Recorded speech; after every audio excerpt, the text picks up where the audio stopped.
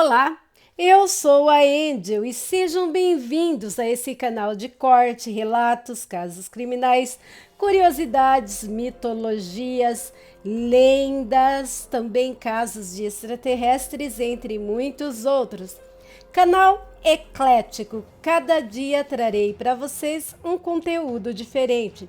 Se você gosta desse tipo de canal, se inscreve aí, deixa o gostei, compartilha com mais pessoas que também gostam, assistam o vídeo até o final e se quiser continuar a receber notificações do canal, vai lá no sininho das notificações, na opção todas, clique lá. E toda vez que tiver conteúdo novo aqui no canal desta que vos fala, você será notificado.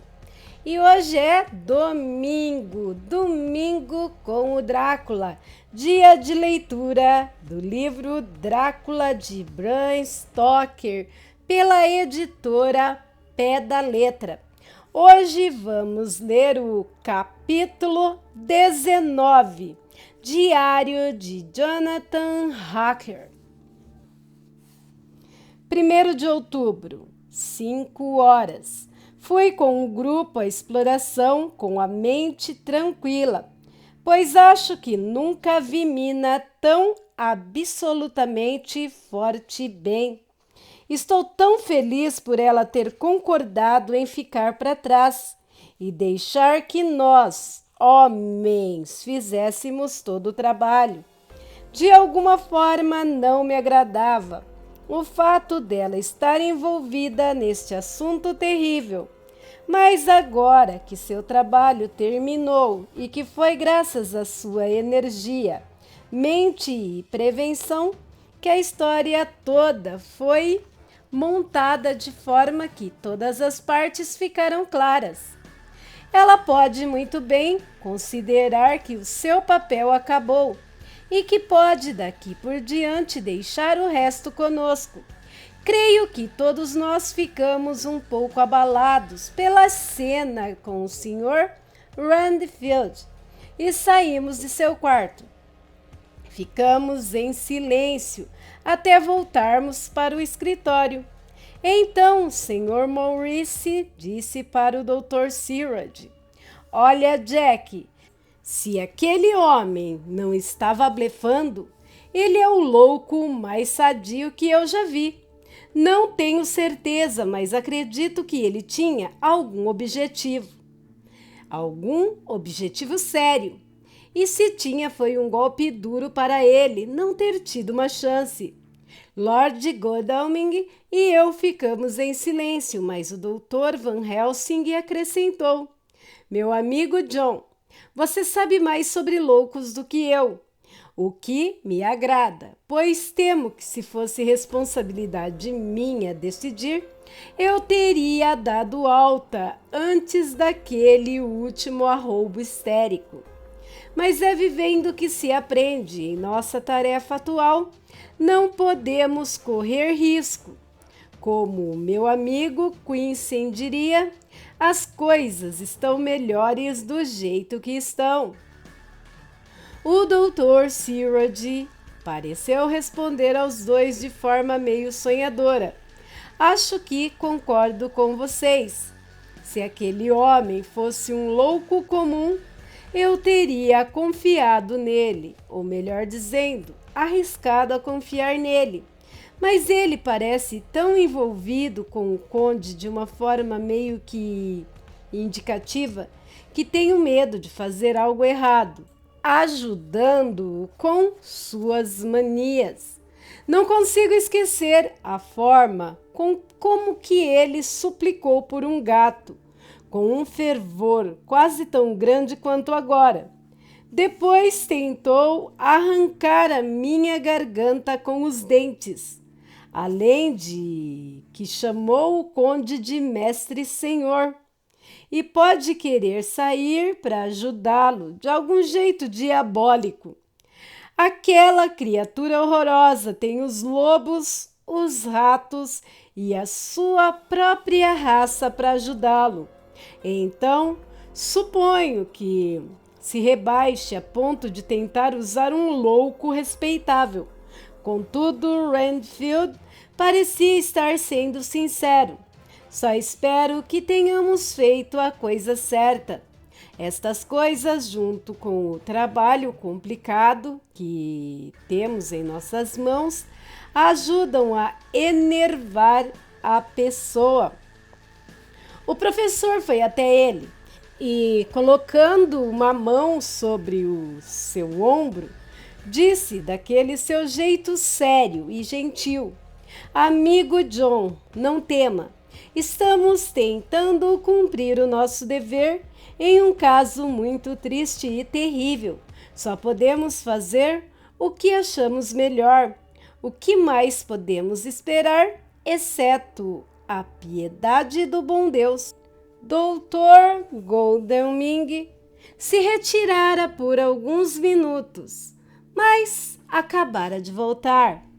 Nos mostrou um pequeno apito de prata enquanto observava.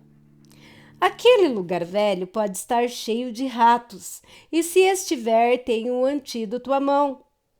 Após passarmos pelos muros, caminhamos em direção à casa, tomando cuidado para nos mantermos nas sombras das árvores do jardim, quando o luar nos iluminava.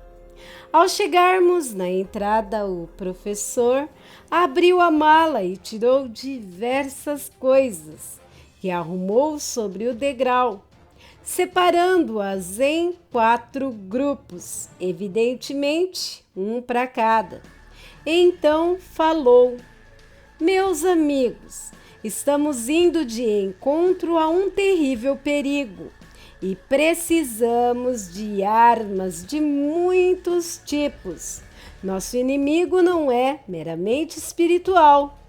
Lembre-se de que ele tem força de 20 homens e que, apesar de nossos pescoços ou traqueias serem comuns e, portanto, passíveis de serem quebrados ou amassados, os dele não são suscetíveis a qualquer força.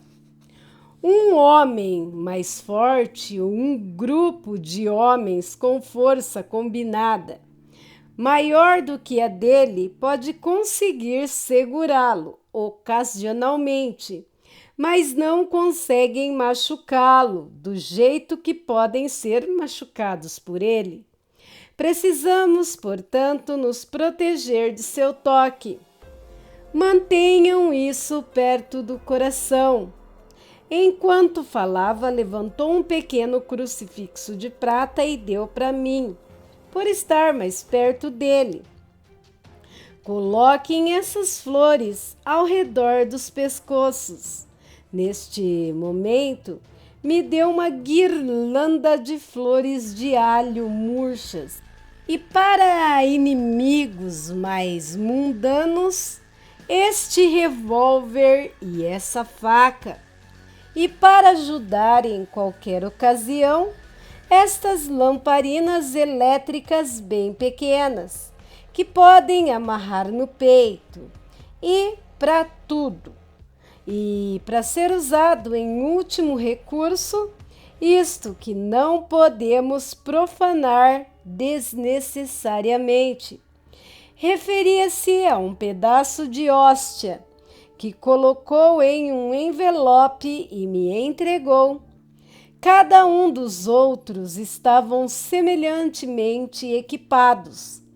Agora, disse, amigo John, onde estão as chaves mestras? Se pudermos abrir a porta, não precisaremos arrombar a janela, como fizemos na casa da senhorita Lucy. O Dr. Seward experimentou 1 ou 2 chaves mestras, com a sua destreza manual de cirurgião, ajudando-o bem. Finalmente achou uma que servisse. Após mexê-la para um lado e para o outro, a lingueta cedeu e, com um barulho enferrujado, moveu-se para trás. Empurramos a porta com as dobradiças enferrujadas rangendo e ela abriu-se lentamente. Foi incrivelmente semelhante à imagem transmitida pelo diário do Dr. Sirrod de quando abriram a tumba da senhorita Wensteira. Imagino que o mesmo passou pela cabeça de todos, pois afastaram-se todos ao mesmo tempo. O professor foi o primeiro a prosseguir e passou pela porta aberta. In manus tuas Domine! Exclamou, fazendo o sinal da cruz ao cruzar o batente. Fechamos a porta atrás de nós para que, se precisássemos acender as lamparinas, não atraíssemos a atenção de alguém lá fora. O professor experimentou a maçaneta com cuidado, para se certificar de que conseguiríamos abri-la por dentro, caso estivéssemos saindo correndo. Então, todos acendemos nossas lamparinas e começamos a nossa busca. A luz das pequenas lamparinas caíram sobre todo tipo de forma estranha, pois os seus raios se entrecruzavam, ou a opacidade de nossos corpos criavam grandes sombras. Não conseguia me livrar da sensação de que havia alguém entre nós. Suponho que fossem as lembranças trazidas à tona com tanta força pelo ambiente sombrio daquela terrível experiência na Transilvânia. Acho que a sensação era compartilhada por todos nós, pois percebi que os outros se entreolhavam por cima dos ombros, a cada som e nova sombra, exatamente como sabia que eu mesmo estava o fazendo.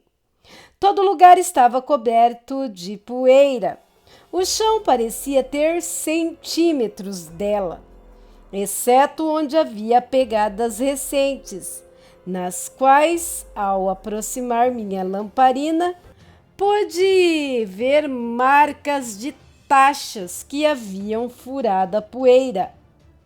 As paredes estavam felpudas e carregadas de pó, e nos cantos havia massas de teias de aranha, onde a poeira se concentrara, até fazer com que se parecessem com velhos trapos, pois o peso as rasgara. Sobre uma mesa no saguão havia um molho de chaves com uma etiqueta amarelada pelo tempo em cada uma delas. Tinha sido usadas várias vezes, pois haviam fendas semelhantes na camada de pó sobre a mesa, semelhante aos que foram causados quando o professor levantou as chaves. Ele virou-se para mim e disse: "Você conhece esse lugar, Jonathan? Copiou mapas dele e o conhece melhor que nós. Como se chega até a capela?" Eu fazia uma ideia da direção. Então fui na frente, após virar algumas esquinas erradas. Vi que estava em frente a uma porta de carvalho baixa e arqueada, canelada por bandas de aço. "E é este o lugar", disse o professor, virando a lamparina em direção a um pequeno mapa da casa, copiado do arquivo de minhas correspondências originais relativas à compra. Com um pouco de dificuldade, encontramos a chave no molho e abrimos a porta. Estávamos preparados para alguma coisa desagradável, pois enquanto abríamos a porta, um ligeiro ar mal cheiroso parecia exalar das frestas, mas nenhum de nós podia ter esperado o odor que encontramos. Nenhum dos outros conhecera o conde pessoalmente, e quando eu o vira, ou estava no estágio de jejum de sua existência em seus aposentos, ou quando estava inchado de sangue fresco, em uma construção em ruínas, aberta para o ar, mas ali o recinto era pequeno e fechado, e o longo tempo de defuso fizera o ar ficar estagnado e repugnante. Havia um cheiro de terra, como de algum miasma que perpassava o ar mais nojento. Mas quanto ao odor em si, posso descrevê-lo como: não era apenas composto por todos os males da mortalidade, como o cheiro pungente de acre de sangue. Também parecia que a própria putrefação se tornara putrefata. Nossa, fique enojado só de me lembrar. Cada respiração exalada pelo monstro parecia-se ter grudado naquele lugar e intensificando a sua repugnância. Sob circunstâncias normais, tal cheiro teria posto fim à nossa empreitada, mas aquele não era um caso comum, e o importante e terrível propósito que nos unia nos deu forças que superava considerações meramente físicas. Após a retração involuntária decorrente da primeira lufada nauseante, todos nós retornamos ao trabalho, como se aquele lugar asqueroso fosse um jardim cheio de rosas. Examinamos o lugar detalhadamente, com o professor dizendo, ao começarmos, examinar cada buraco, canto ou fenda, para vermos se não encontrávamos alguma pista sobre o que aconteceu com o resto. Uma olhada foi o suficiente para nos mostrar quantas sobravam, pois as grandes caixas que continham a terra eram volumosas e não tinha como não vê-las. Só sobraram 29 de 50. Em um momento levei um susto, pois vi Lord Godalming virar-se repentinamente e olhar através da porta arqueada em direção ao corredor escuro.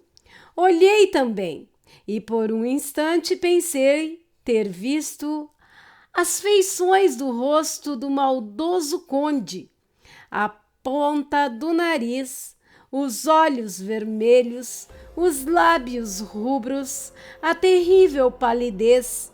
Foi só por um momento, pois, como o Lord Godalming disse, pensei ter visto um rosto, mas eram só sombras, e retomou a busca. Virei a lamparina naquela direção e fui até o corredor. Não havia sinal de ninguém e, como não tinham cantos, nenhuma porta ou abertura de qualquer tipo, somente as paredes sólidas do corredor, não podia haver esconderijo, nem mesmo para ele. Presumi que o medo ajudara a imaginação e não disse nada. Alguns minutos mais tarde, vi Maurice se afastar rapidamente de um canto que estava examinando. Todos seguimos seus movimentos com o olhar, pois não haviam dúvidas de que algum nervosismo começava a crescer entre nós. E vimos uma grande massa de fosforescência que brilhava como estrelas. Todos nós nos afastamos instintivamente.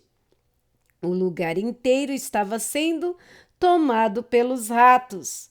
Por 1 ou 2 segundos ficamos ali parados, atônitos, todos, exceto Lord Godalming, que parecia estar preparado para tal emergência, correndo até a grande porta de carvalho e ferro que o Dr. Sirrod descrevera por fora e que eu mesmo vira. Ele girou a chave na fechadura, afastou as grandes trancas e a abriu. Então, tirando o apito de prata do bolso, soprou uma nota baixa e estridente. Foi respondida de trás da casa do Dr. Sirrod pelo latido de cachorros, e após 1 minuto, 3 terriers apareceram correndo, contornando a casa. Inconscientemente, todos nós andamos em direção à porta, e enquanto o fazíamos, reparei que a poeira havia sido bastante remexida. As caixas que haviam sido tiradas tinham sido entregues por ali.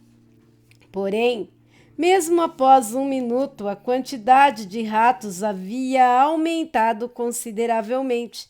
Pareciam popular por todos os cantos ao mesmo tempo, até que a luz da lamparina, iluminando seus corpos escuros e olhos brilhantes e malignos, fez com que o lugar parecesse uma ribanceira cheia de vagalumes. Os cachorros corriam, mas pararam repentinamente à porta, rosnando, e então, levantando os focinhos simultaneamente, começaram a uivar de modo mais lúgubre. Os ratos se multiplicavam aos milhares, de forma que saímos. Lord Godalming levantou um dos cachorros e, carregando-o para dentro, colocou-o no chão. No instante em que suas patas tocaram o solo, ele pareceu recuperar a coragem e atacou os seus inimigos naturais.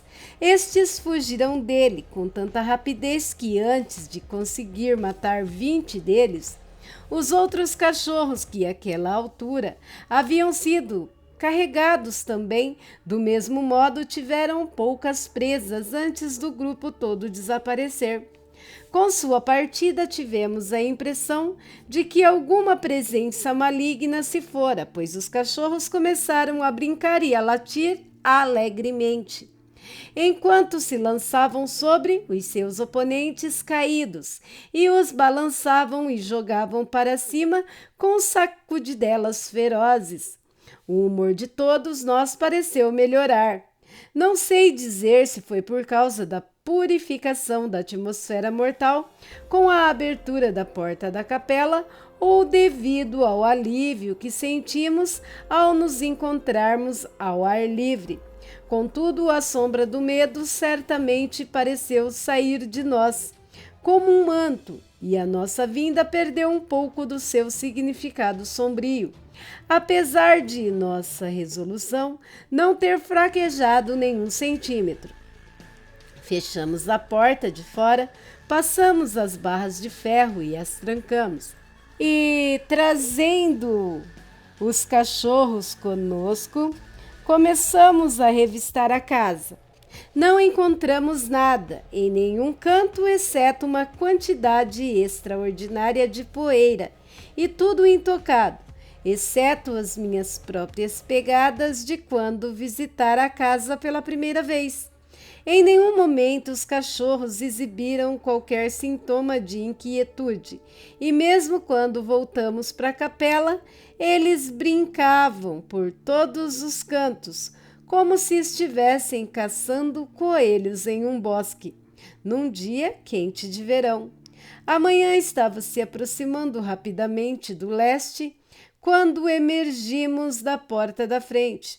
O Dr. Van Helsing tirara a chave do saguão do molho e trancara a porta de forma ortodoxa, colocando a chave no bolso ao terminar. Até agora, disse, nossa noite foi eminentemente bem-sucedida. Nenhum mal nos aconteceu, como temi que poderia acontecer, e averiguamos quantas caixas estão faltando. Acima de tudo, fico feliz por esse nosso primeiro passo, talvez o mais difícil e perigoso, ter sido concluído sem o envolvimento de nossa caríssima Mina e sem atrapalhar os seus pensamentos ou sonhos com visões, sons, cheiros de horror, que talvez ela nunca esquecesse. Também aprendemos outra lição, que se me permitem argumentar a particular, que as feras selvagens sob o comando do conde não são receptivas ao seu poder espiritual. Pois vejam, estes ratos que obedecem ao seu comando, ao seu chamado, da mesma forma como ele convocou os lobos do topo do castelo por ocasião de sua partida e da súplica daquela pobre mãe, apesar de virem até ele, fogem atabalhoadamente dos cachorrinhos de nosso amigo Arthur. Temos outras questões à nossa frente, outros perigos e medos. E aquele monstro não usou os seus poderes sobre o mundo das feras pela única última vez hoje. Não importa que ele tenha ido para outro lugar. Que bom, nos deu a oportunidade de fazer um checkmate, por assim dizer, neste jogo de xadrez que jogamos pelo bem da alma humana. Agora vamos para casa. A aurora está se aproximando e temos motivos para nos contentarmos com a nossa primeira noite de trabalho. Podemos estar destinados a muitas outras noites e dias de perigo, mas precisamos seguir em frente. Não fugiremos de nenhum risco. A casa estava em silêncio quando voltamos, exceto por uma pobre criatura que gritava em uma das alas mais afastadas e um gemido baixo vindo do quarto de Renfield. O coitado estava sem dúvida se torturando, como fazem os loucos, com ideias desnecessárias de dor. Entrei em nosso quarto nas pontas dos pés e encontrei Mina dormindo, respirando com tanta suavidade que tive que me aproximar a orelha para conseguir ouvir. Ela está mais pálida do que de costume. Espero que a reunião de hoje não tenha a perturbado. Estou extremamente aliviado por ela ser deixada de fora de nossas futuras tarefas, até mesmo de nossas deliberações. É esforço demais para uma mulher aguentar. Não pensava assim de início, mas agora entendi. Portanto, estou feliz por estar resolvido. Pode haver coisas que a assustariam. Ao ouvi-las, ainda assim, escondê-las dela poderia ser pior do que contar. Se ela suspeitasse que estávamos ocultando algo, de agora em diante, nosso trabalho será um livro fechado para ela, pelo menos até o momento em que possamos contar-lhe que tudo acabou e que a terra está livre do monstro das profundezas. Ouso dizer, ou melhor dizendo, ouso dizer que será difícil manter silêncio após as confidências que trocamos, mas preciso ficar firme. Amanhã não direi nada sobre os eventos dessa noite e me recusarei a falar de qualquer coisa que tenha acontecido. Estou deitado no sofá para não atrapalhá-la. 1º de outubro, mais tarde. Suponho que tenha sido natural todos nós termos dormido demais, pois o dia foi atarefado e a noite não nos trouxera qualquer descanso. Até mesmo Mina deve ter sentido a exaustão, pois apesar de eu ter dormido até o sol estar a pino, acordei antes dela e tive que chamá-la 1 ou 2 vezes antes de ela acordar. Na verdade, estava num sono tão profundo que por alguns segundos nem me reconheceu. Olhou para mim com uma expressão de terror, confuso, como quem acorda de um pesadelo. Reclamou um pouco de cansaço.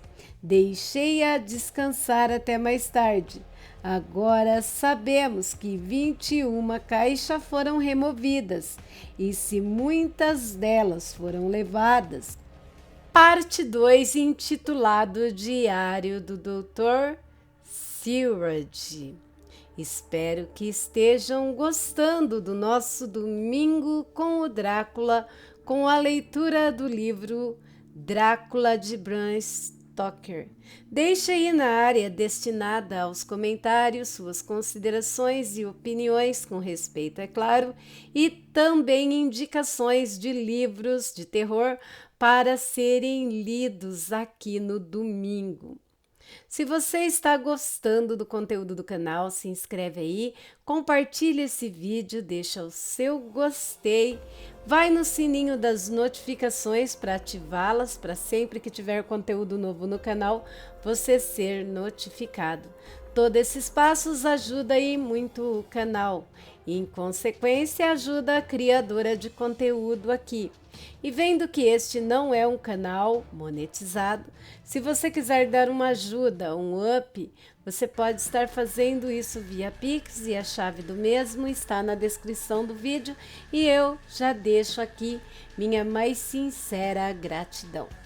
Meus amigos, por hoje é só. Fiquem com Deus e até o próximo vídeo. Tchau, tchau.